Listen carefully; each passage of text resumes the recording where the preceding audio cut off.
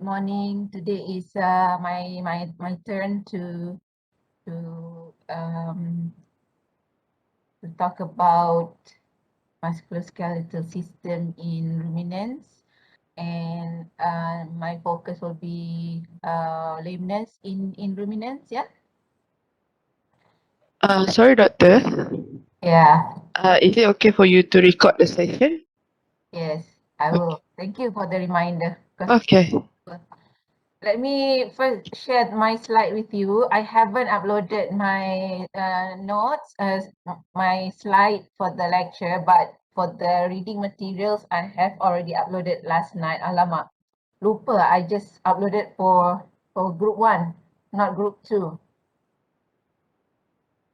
But I will do it today. Sorry, I was so busy doing something else. Okay, let me share.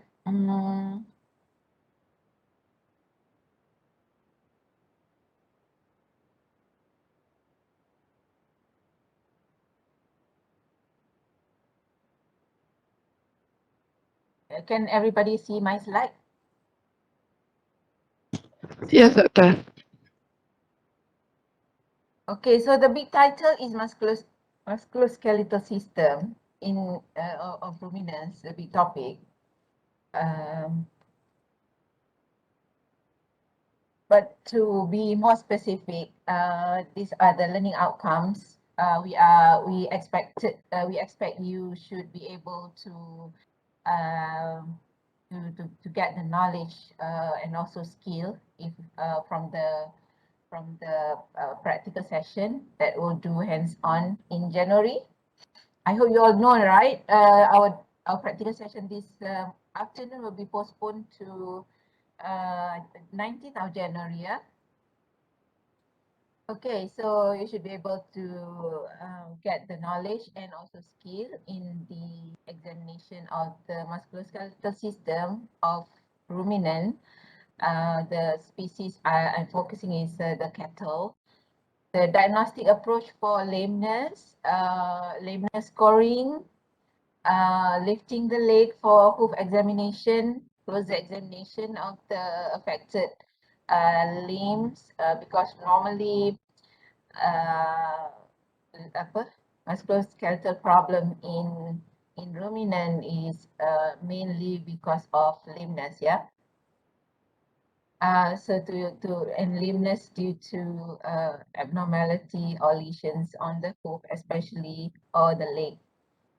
So to be able to do the examination, we have to learn how to lift the leg, yeah, of the animal. And then one of the learning outcomes also, you will learn, you should be able to examine perform the limb and hoof examination, hoof trimming, and also maybe get the knowledge on the causes of lameness in large and small ruminants, or the what do you call, diseases or conditions that result in lameness in the ruminants. Okay, so those are the learning outcomes. So please bear in mind, please remember that uh, you you you must know all this, yeah, by the end of my topic. So let's revise a little bit on the musculoskeletal of ruminant. Here is a picture of a cattle in the the skeletal system, but not the muscular system. Um, this is the whole body, okay. But if we want to do the because that's what we should do first when we want to check the musculoskeletal system. So let's look at the YouTube video on this one. Yeah, it's a short video, I think.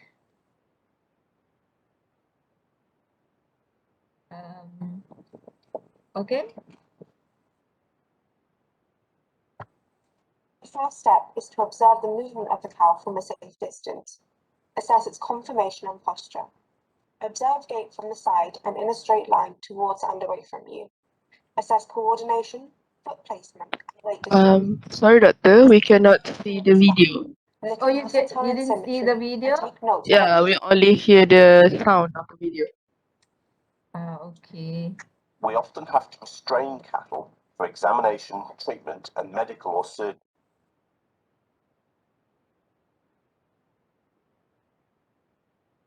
Sekejap ya.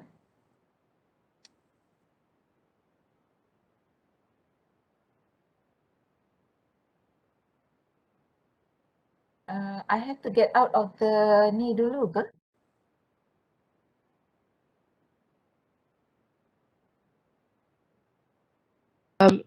I do think so, doctor. You have like to choose the which tab you want to share. Okay. Kenapa dia tak keluar?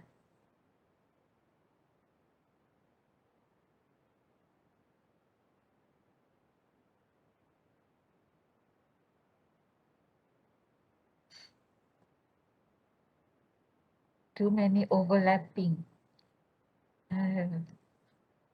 Excuse me, I'm still figuring out how to do it.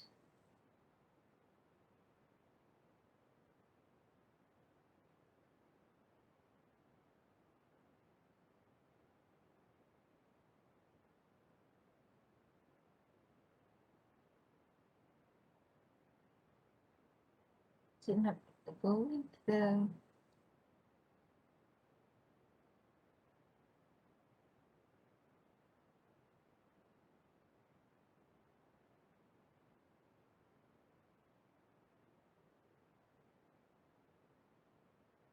Okay.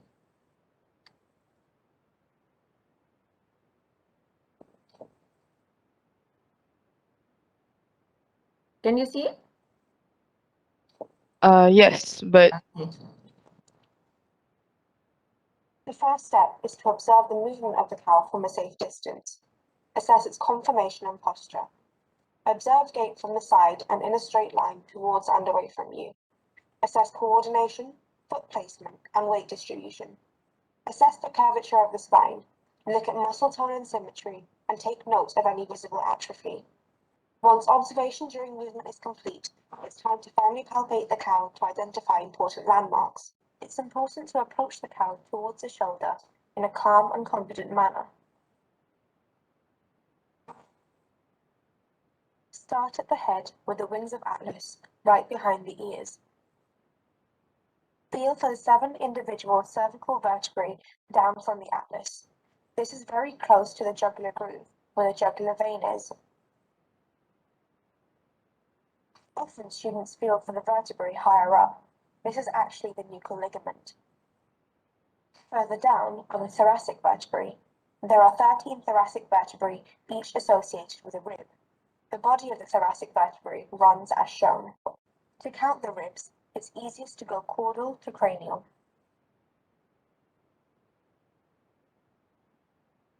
It's important to notice how large the dorsal spinous processes are. To find the xiphoid process of the sternum, it's often easiest to find the navel and work your way forward, about a hand width away. It's easy to palpate with a cow and dorsal recumbency.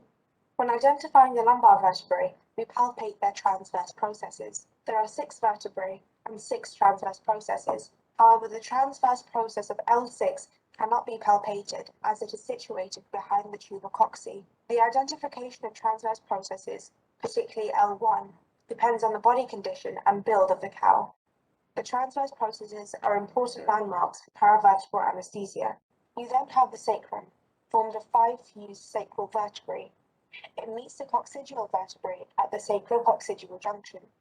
You can identify this junction by moving the tail up and down. This is an important landmark for epidural anesthesia. The forelimb starts off with a scapula. It has a cranial border and a caudal border. The spine of the scapula can be felt here. There is a triangular site for intramuscular injections. outlined by the nuchal ligament dorsally, the cervical vertebrae ventrally, and the cranial border of the scapula caudally.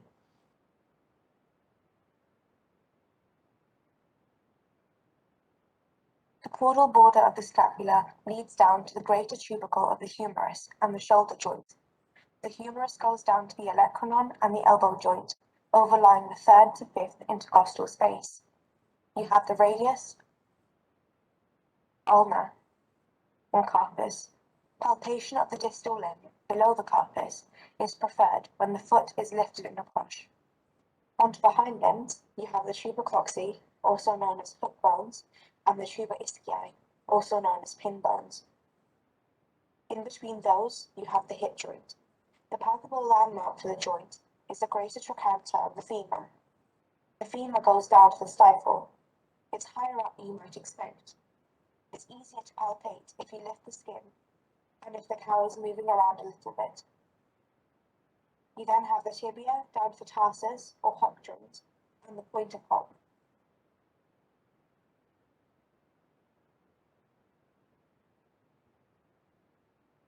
Okay, so that is the bovine musculoskeletal examination. Let's go back to the other view.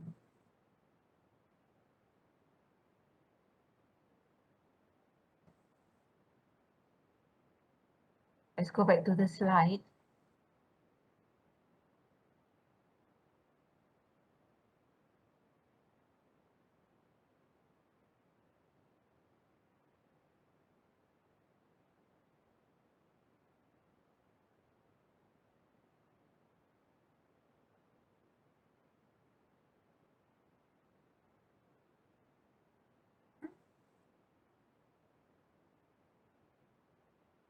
What did you see, guys? Can you see my slide?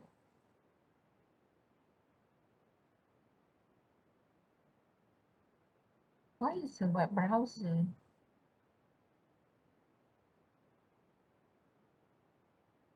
Let me stop first because I find it difficult. Okay. So, yeah, the first part is the musculoskeletal examination, as you can see from the short video just now. Yeah, we start from the head to the back. You examine you palpate the bone and also the muscle from the distance first, observation from the distance, and then from closer examination of the animal.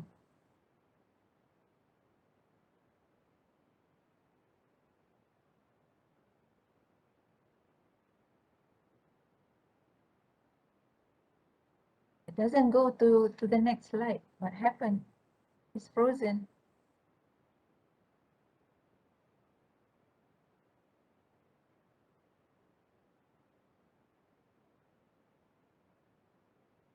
Okay, so of all the problems in the musculoskeletal system of a ruminant, lameness is the most common one. So the definition of lameness is, what is lameness? Lameness is gait and posture abnormalities and discomfort emerging from the presence of painful foot or limb lesions, and mostly connected to the problem in locomotor system. Because of the painful condition from the lesions, lameness has been is considered as an animal welfare issue. Yeah. Okay. So for lameness, the limbs are the main concern, and limbs and the hoof. Yeah, because um,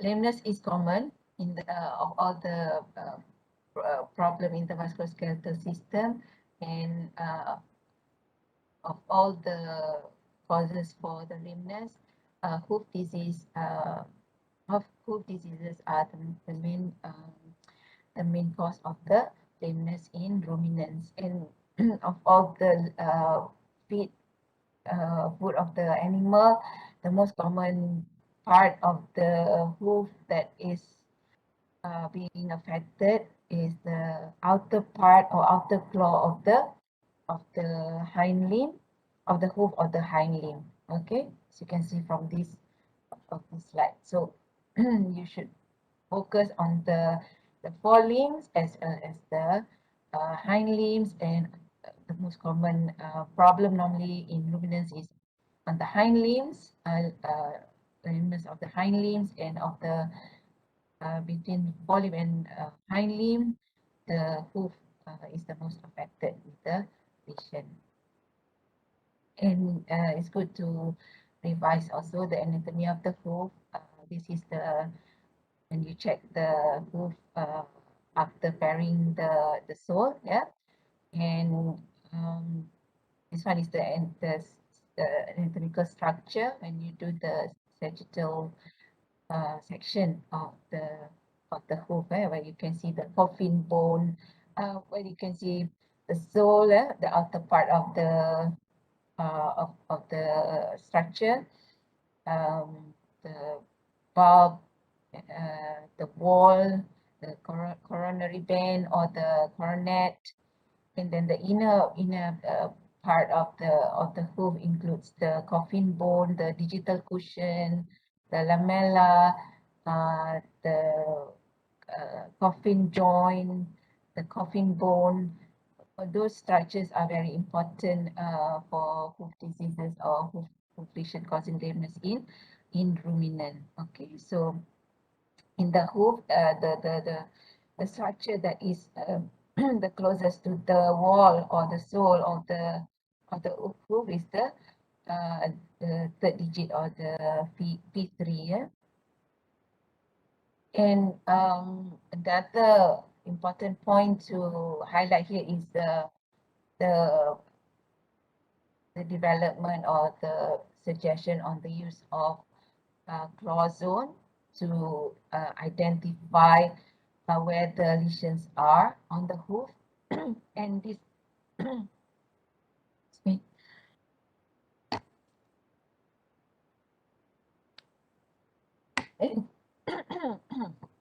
In the claw zone, as you can see from this diagram, is numbered from 0 to 12. Yeah, the claws are 0 to 10. 0 is the interdigital space, 10 is the heel bulb or interdigital cleft.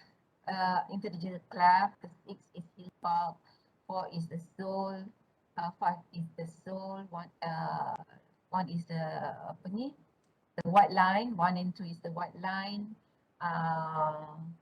The toe is around 5 also, yeah. And 11 and 12 is the wall, the inner part of the axial wall of the hoof. 7 and 8 is the abaxial wall. 9 is the coronet area. So there are research that propose the use of this to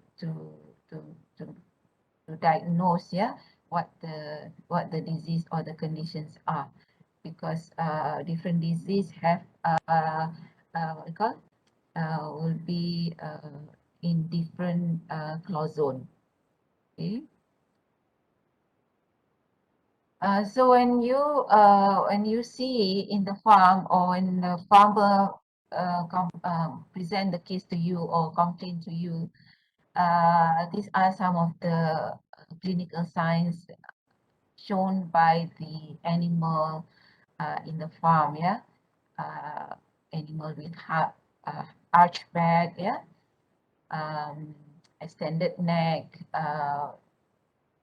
lifted head up, or the animal looks comfortable, straight back. What else? How about the stance of the animal when it's standing? You can see whether it's normal or not with the distance between the two right and left limbs, yeah, at the front or at the hind limbs. The the way the heel is placed on the floor, whether it's a high heel or whether it's low heel. So those are the clinical signs that you see when you are in a farm and you're looking for lameness cases. And these normally farmers will see this when the animals start to become lame or lame, weight bearing or non-weight bearing lameness. Yeah, there is a subtle type of lameness where it's hard to see, especially by untrained eyes or untrained farmers or farmers that don't really look for the cases for lameness. So how do you diagnose? What's the approach in diagnosing lameness cases in a farm, yeah, at the individual level or at the farm level? So as I think in many species, these are the sequence or the area, the scope that you need to apply for the diagnostic of investigation of the case. You start with the history uh, and clinical examination, followed with clinical examination. The clinical examination is based on the animal and also environment and the farm. Yeah? As far as the animal is concerned, individual patient, you need to do the observation from a distance first, and then do the closer examination where you palpate the musculoskeletal system, and then apa ni, examine the affected limb or the and then affected affected hoof. Okay. So during the clinical examination, one of the important things to do is how you identify the lame cow. Yeah, so we'll see the next slide, and then lameness scoring. So in ruminants, we use lameness scoring system. The common one, and I use it a lot also, is the 1 to 5 scale lameness scoring system. To score the severity of the lameness, whether it's a animal is sound or mildly lame, severely lame, or there's another one, moderately lame. Yeah. And after you identify the limb cows, which limb is affected, then you need to do further examination of the limb or the hoof, identify what are the lesions, what the lesions are, or is there any abnormalities of the hoof or the limb, the affected limb. Yeah. And sometimes you need to do further diagnostic workup, which you need to have support from the lab examination. Yeah, for example, the most common diagnostic lab diagnostic test you use is the radiography of the affected limb, especially in case of when you suspect fracture or osteomyelitis or septic arthritis. Yeah, to look for the extent of the problem, whether and to identify if it's a fracture, then what type of fracture to for you to use as a base for the management of the case. Okay. So in the history, you need to ask a lot of questions on the production level of the animal and the farm, the nutrition program and ration analysis, the vaccination history of the animal and the farm, the origin of animal. These are some the basic questions, okay? And there are specific questions that related to the differential diagnosis. Normally when you have the complaint, yeah, from the farmer, or when you see a limping cow, you have a list of differentials in your mind, yeah, and then you need to get the history to uh, the relevant history based on the differential diagnosis that the initial differential diagnosis for you to further examination. So yeah, so you need to ask all this question, yeah. Any changes in management, origin of animal, and how long have they lived or resided in the farm, occurrence of other diseases, because that's important information to know, because other diseases can be, how do I say, suppress or have make things worse, yeah, make the animals more susceptible, or causing other underlying problems that leads to the lameness disease or lameness condition. Specific questions include you ask the farmer or the workers how long the lameness has been experienced by has been shown by the animal, or how long have they seen the lameness in the cow, whether it's, you can decide whether it's a acute, early stage, or it's a chronic, yeah. That is very important for your formulation of differential diagnosis. When the first clinical signs were observed, what the initial signs were, how the condition has progressed, what medications have been given, if medications have been given, what's the dose used, what's the route, and how long has it been given with the medication. And also should ask the response to the treatment, whether animals show improvement or the same, or getting worse, yeah. And also you need to ask systemic problems are really that could be the uh, the the the underlying problem before the, the existing condition that leads to lameness. For example, joint or arthritis in cows, yeah, in cows. So they can get that arthritis from the joint ill or navel ill, complicated navel ill that has gone systemic, and the infection has gone to the joint or the animals, and what you see on the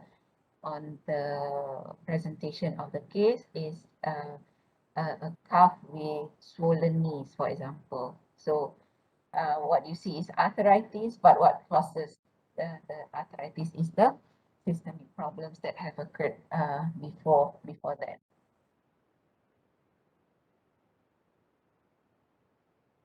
And then you do the clinical examination, meaning the observation and also physical examination.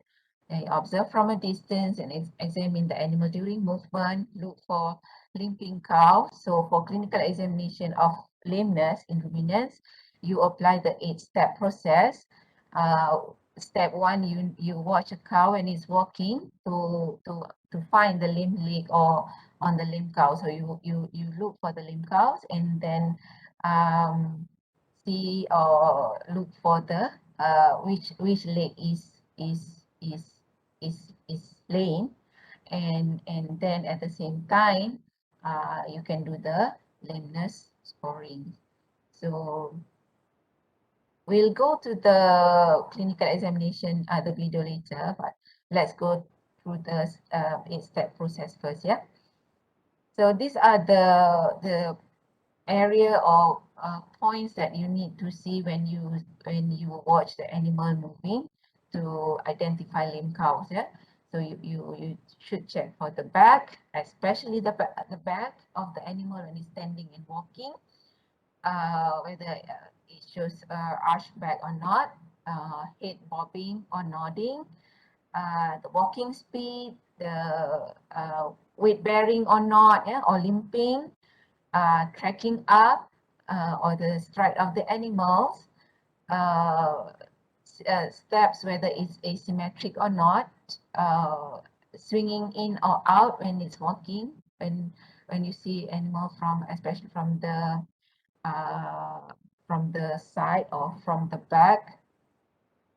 And then when you do the closer examination where you do joint flexion, to identify the side of the problem, yeah, to localize the problem on the affected limb.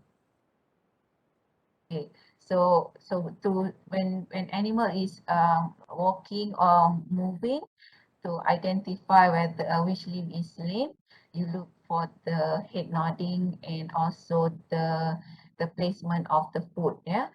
So these are the 2 points that will indicate if it's front foot lameness. You will see animal showing head up, and at the same time the foot, the sore foot or the lame foot is down. On the other hand, when it's the hind foot lameness, you will see the animal showing head down, and the sore foot on the ground. Okay. Okay, let's look at the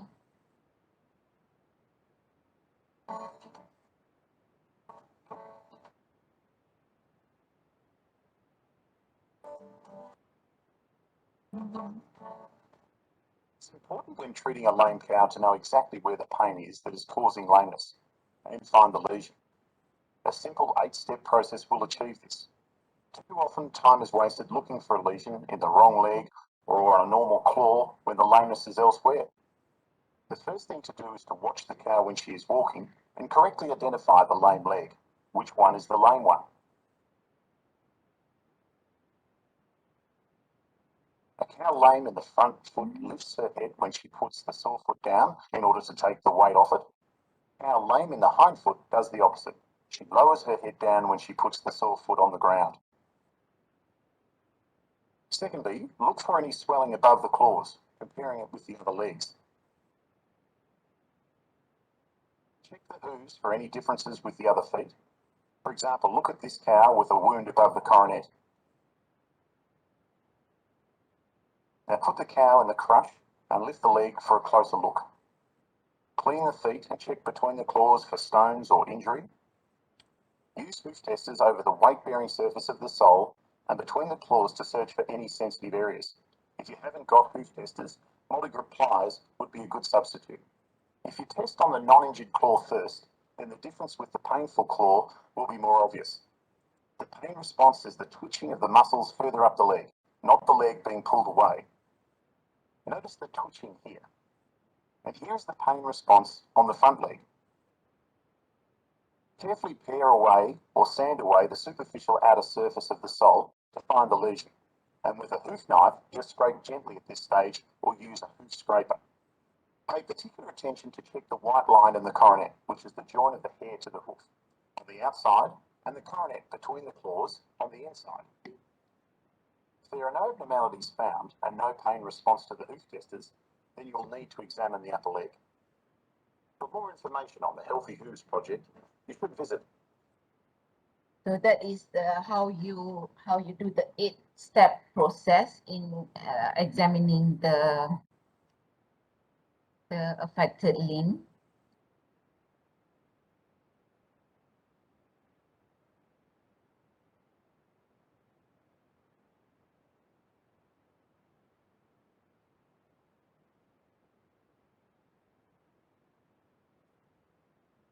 Can you see my slide? Or you No, still see doctor. the YouTube videos? Yes. Is it my slide, my PowerPoint, or the video? The video, doctor. Tak reti lah macam mana. Let me set up first lah.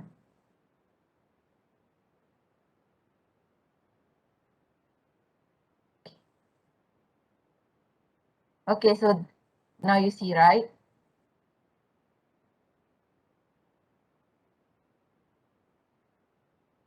Yes, doctor. So yeah, so you have seen the 8-step process. So and next is how do you do the lameness scoring? So this is the you do it when the animal is standing and walking around. Especially when the animal is walking, you look for the arch back. Yeah, don't miss that. That is the first thing to see.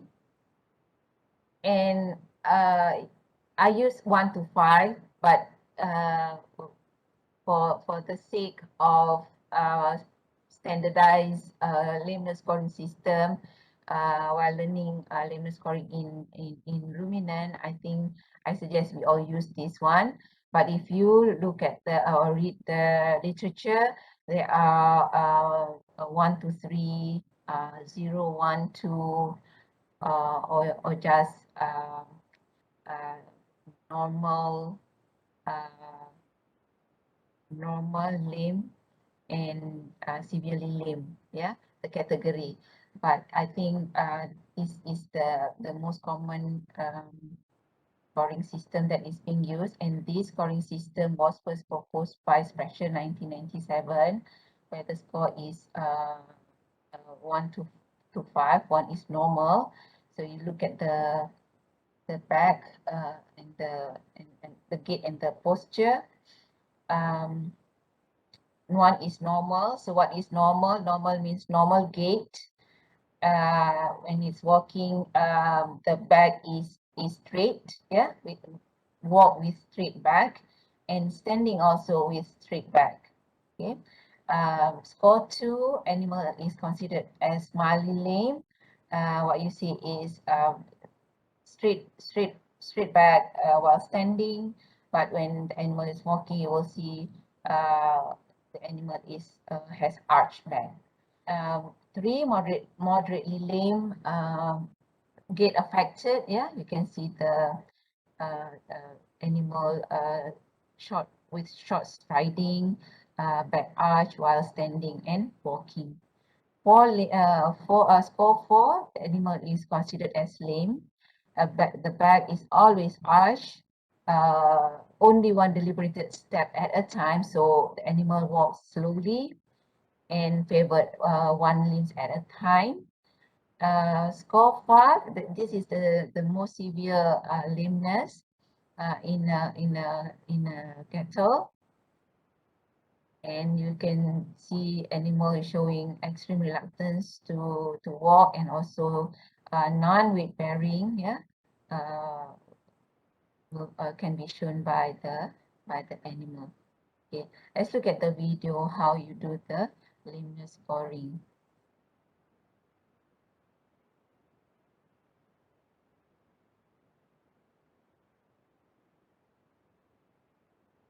Hi, I'm Philip Saxford from Zinpro. Welcome to this brief presentation on locomotion scoring. Locomotion scoring is a system of identifying and then assessing the level of lameness in your herd. Locomotion scoring uses a 5-point scale to indicate the severity of lameness in your cows. This was developed by Dr. Sprecher and has 2 main benefits. 1, the earlier detection of lameness, and 2, it helps the monitoring of individual animals and herd averages. The main indication of lameness is the arching of the cow's back. This occurs when the animals suffer pain in their feet or limbs, and it is the key criteria for measuring the extent of lameness. Dr. Mike Saha is the senior dairy researcher for Zinpro Corporation and is an expert in locomotion scoring. Scoring should be done on a flat, even surface. This cow stands with a flat back. When she walks, her back remains flat. Good one.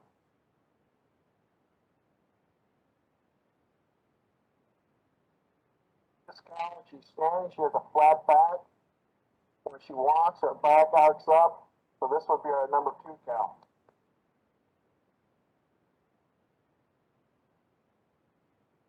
Cow stands with an arched back. When she walks, her back remains arched. However, not favoring any limbs, thus she's a 3 cow.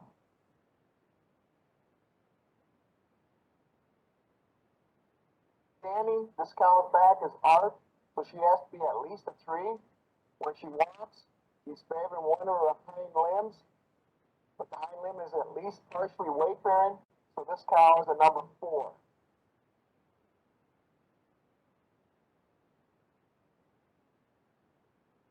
This cow is standing, her back is arched, and she appears to be favoring one of her hind legs.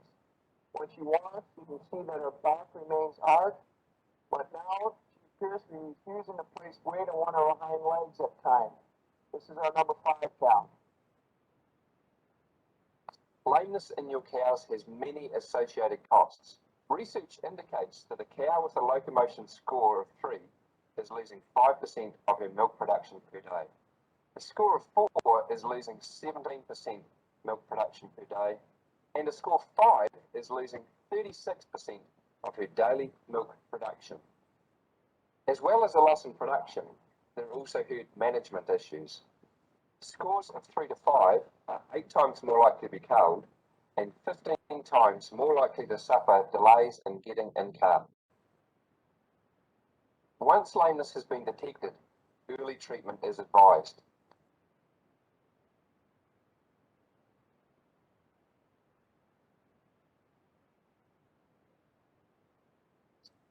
Welcome. Okay. So that one is how you do the locomotion score, and apa ni?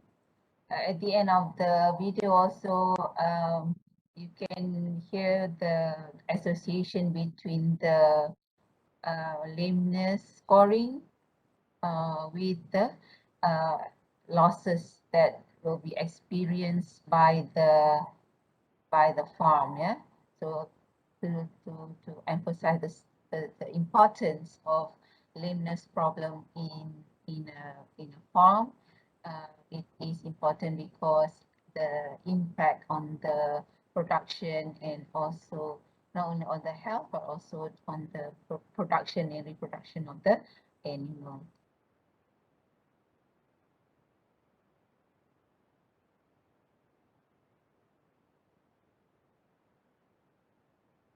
Okay, so this is the Zinpro locomotion scoring poster.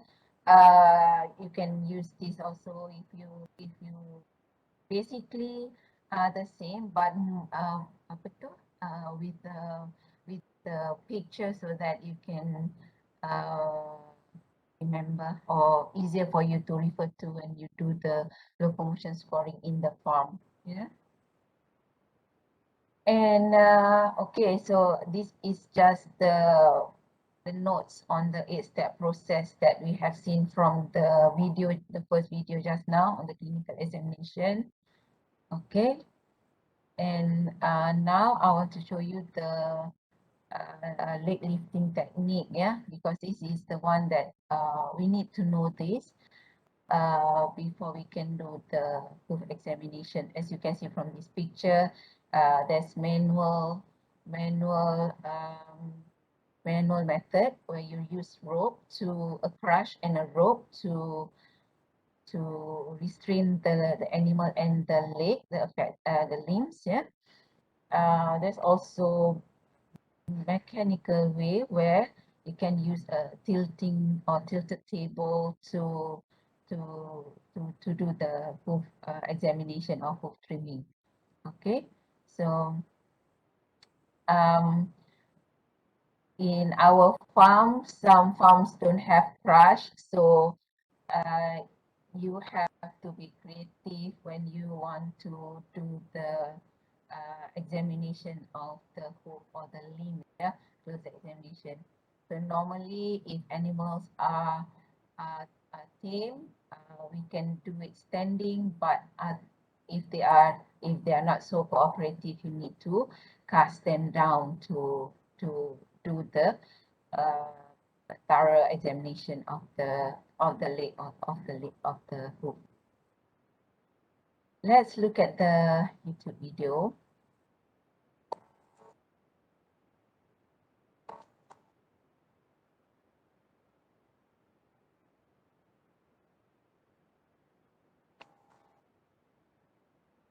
In today's video, we're going to talk about different leg lifting techniques. Every farm needs a crush in which to safely treat lame cows. In a crush like this one, when used correctly, it's safe for the cow and also for the operator. Putting a roof makes it possible to work in the rain and apply blocks and protects from the heat of the sun. This is a really well-designed head bale with vertical piping so the cow cannot strangle herself if she slips down.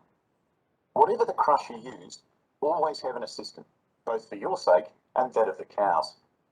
It's not uncommon to hear of serious accidents with people and dislocated hips in cows where people were working alone. The assistant gently holds up the cow's tail to stop the cow kicking, making every job easier. If an accident does occur here, there's someone else on hand. Gently bring the cow up to the front of the crush and lock the head bale. Pass the belly strap under the body, just behind the front legs. It is safer to use something like an electric fence stand to hook up the end of the strap. Pull the strap up firmly, but not too tight. The cow feels secure and won't fall to the ground. And even if the cow loses her footing, the strap will support her. There are several different ways you can lift a back foot. You may use a rope and pulley system or just ropes. Let's have a look at the rope and pulley system. To lift the back foot, attach the pulley over the bar just behind the cow. Using this type of pulley system, it is easy to hoist the leg up. Always talk to the cow and gently touch or stroke her so that she's not surprised when a loop is put on. Attach the loop around the leg. Now with the hoop above the hock, the cow feels reasonably comfortable. Pull up the foot with the second rope, attached just above the dew claws, and pass the rope around the bar or upright. Wind around a couple of times tightly to stop movement and have an assistant hold the end. Never tie the free end. So now we're ready to work. Another way to tie the back foot in a crush like this is to insert a pipe bar and lock it in place behind the cow. Using a pulley, raise the leg in the usual way up to the bar. Then secure the foot to the bar just to stabilise. Alternatively, if there is nowhere to attach the pulley above the back of the cow, you will have to use a rope to pull it up and secure it. So firstly, tie a rope across the crush and behind the cow to hold it forward. Put a bar or pipe across the crush, at least 40 centimetres behind the rope. Then using the quick release knot, attach a strap to the foot just above the fetlock and pass the end out and back over the bar, around the foot and pull up the foot. Secure by wrapping around and hand the free end to your assistant to hold firmly. Now let's look at how to lift a front foot. Every cow to be treated, put on the belly strap first. You should always loosely tie the back foot to an upright that's close to the ground. This is to prevent the cow kicking you as you work on the front foot. A very common accident. Attach the pulley over the side bar above the shoulder. Attach the loop to the leg and pull the leg up. Then tie the rope to the leg and pull firmly against the bar. Wrap the rope around several times and have your assistant hold the free end. Many crushes have a solid bottom gate, making it difficult to attach the front leg on a small cow. Here's another crush with no solid middle gate at the sides. This crush can be...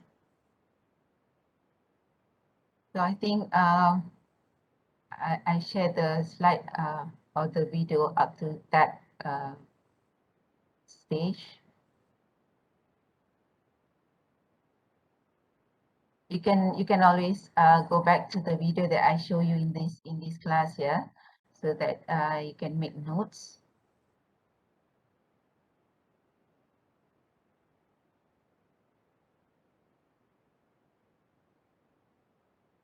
So after you restrain the hoof, restrain the limb of the animal, you do the hoof examination. So this is the hoof. You use hoof tester to check for pain in the area, in the hoof area, yeah, for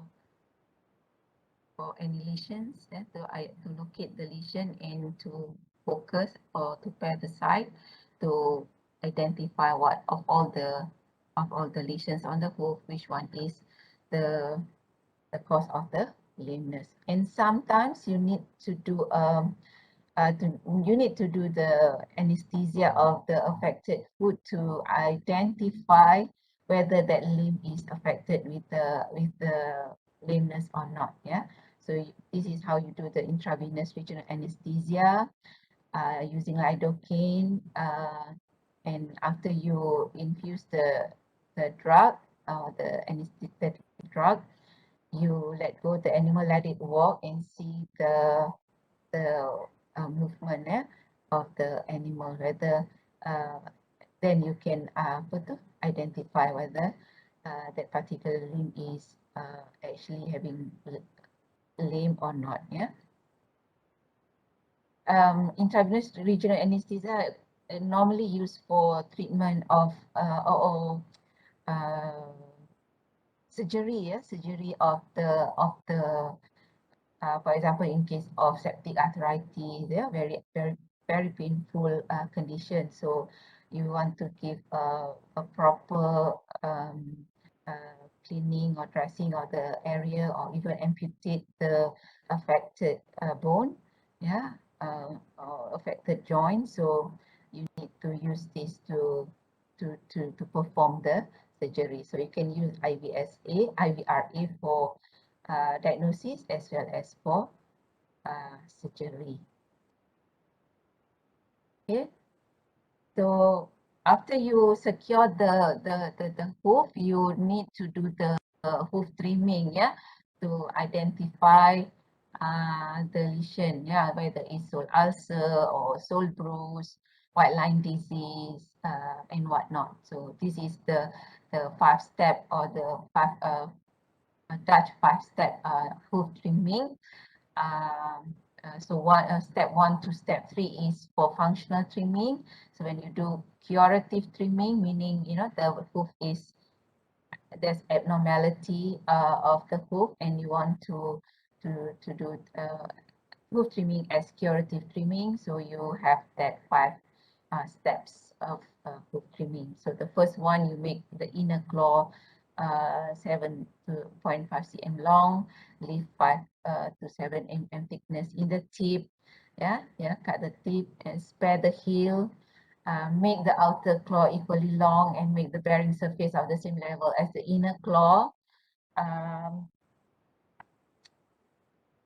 In the video just now, yeah, when you do the hoof examination, you see the hoof trimmer, the professional hoof trimmer use the back of the hoof knife to see whether there's the surface of both claw, inner and outer claw, whether they are balanced or not. So that is the step 2.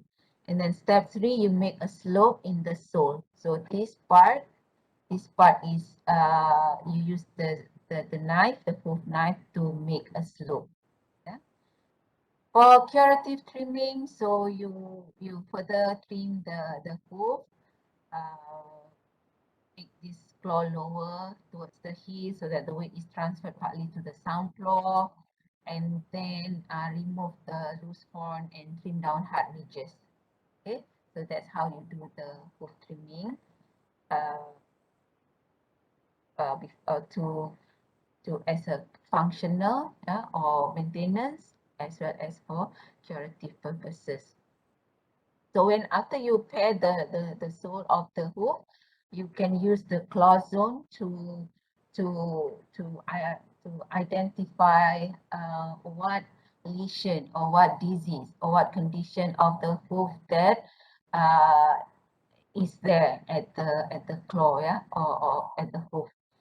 So you based on the number claw zone, 1 to 10 here, and these are found from findings reported by previous studies, yeah, where they for zone 0, these are the condition or disease of the hoof that are more likely to occur in the animal. Interdigital dermatitis, interdigital fibroma, foot rot, digital dermatitis, white line disease in zone 1, 2, or 3, sole ulcers zone 4, toe ulcers zone 5, heel ulcers zone 6, traumatic lesions can be from zone 1 to zone 6, heel erosion zone 6, digital dermatitis zone 10. Okay, so this is will help you to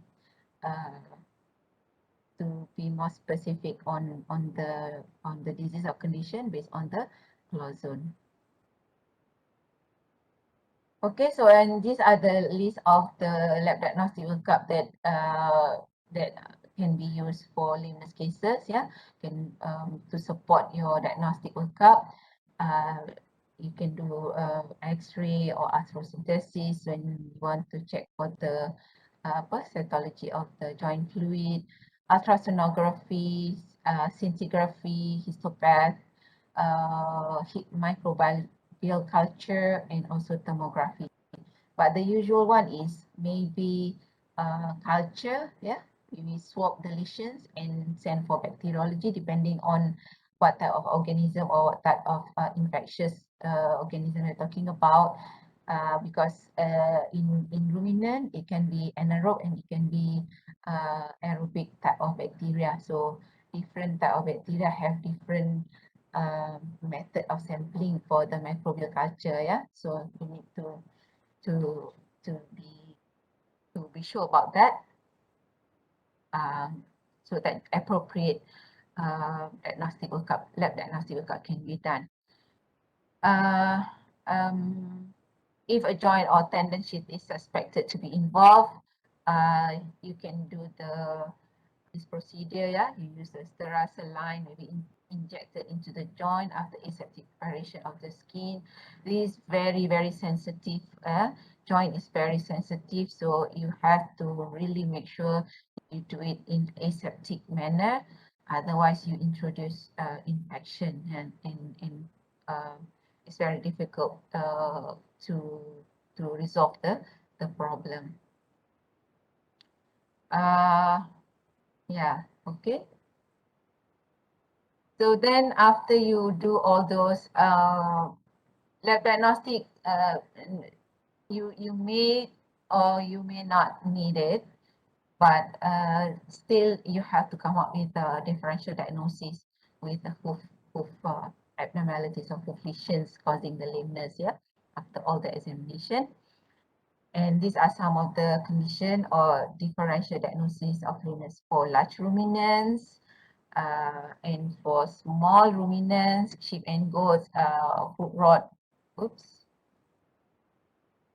rot, CAE and CODD or contagious ovine digital dermatitis. Other than foot diseases or hoof diseases, there are other causes also that can cause lameness in ruminants. So I list down here bone fracture, nerve damage, spinal injury, dislocation of joints, articular erosion, white muscle disease, chronic selenium toxicosis, and many others. Okay, so please refer to the reading materials I provide in Putra Blast for apa tu? For let me skip to the references because we don't have enough time to go through one by one on the diseases, but I will upload in the Putra Blast so that you can see how it looks like, yeah, how foot rot looks like, white line disease, and so on. So all the references are in Putra Blast under my section. Okay, so I also include self-exercise for you to try to do it by yourself. Yeah, there are 2 questions so that you can do this, yeah, in the afternoon or in your spare time before our face-to-face practical session on the 19th of January. So that's all the slides from me today. Any question? I have exceeded the time. Sorry, Dr. Lau. I just conclude my my lecture now. No worries, Doc. It's okay. No worries, no worries. So students, any questions? If not, then we stop here. Yeah. How do I get out of this one? Doctor, you just click the cross to ke bawah tu. Let me start recording first. Oh, Stop sharing. Okay. So thank you very much, guys, for listening. And see you when I see you. Bye bye. Assalamualaikum. Thank you, Doctor. Good evening. Good afternoon. Thank you, Doctor. You're welcome.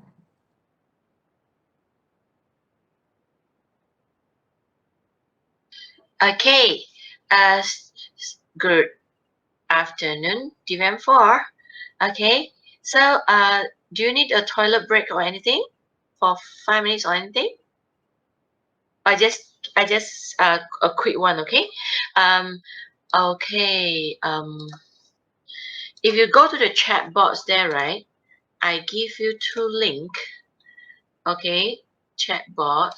I give you 2 links here. Okay, so why do you not chat macam ni? Sorry. So you just click on the link, and then there are 2 videos here. One is about the common orthopedic problem in the small animal. Another one is the how to do physical examination in the small animal. Okay, so both video will take about like 1 hour like that. So if you have any question, we meet back around 1 o'clock to I think 1 o'clock is okay. Or 1:15. We meet back around 1:15 just to give me some feedback, and then if you have any questions that you can ask me around 1:15. Is that okay? Boleh kah? Okay, Yeah, and Doctor. then Siti, I already upload the notes in the group 2 and group 3. Thank you for reminding. Okay. Thank you, Because Doctor. semalam I lupa. Okay. So anything, yeah, you can WhatsApp me or any and please go in and look, and then the password is VPK3614. Okay. You try first and then let me know whether can or not. Okay. Okay, Doctor. Thank you. Okay.